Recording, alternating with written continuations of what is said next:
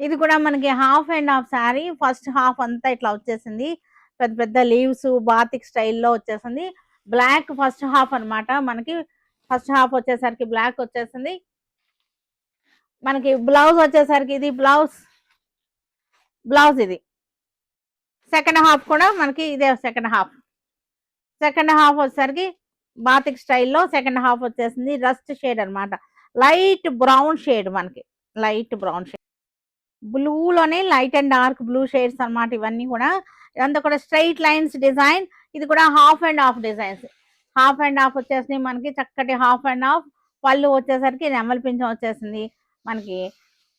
ఇది ఇది second half వచ్చేసరికి బ్లూ కలర్ బాతిక్ స్టైల్ వచ్చేసింది సెకండ్ హాఫ్.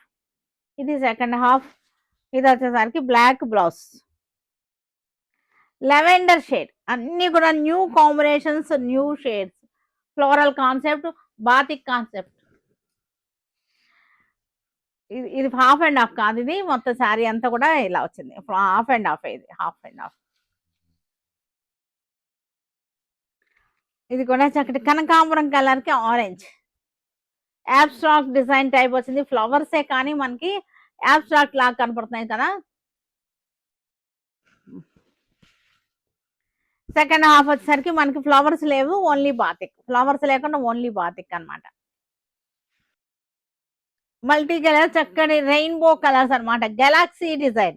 దీని పేరు గెలాక్సీ డిజైన్. చక్కటి ప్లానెట్స్ అన్నమాట. మొత్తం గెలాక్సీ. కొత్త డిజైన్ ట్రై చేశాడు.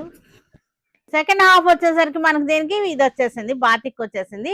First half Galaxy design, second half ఇది.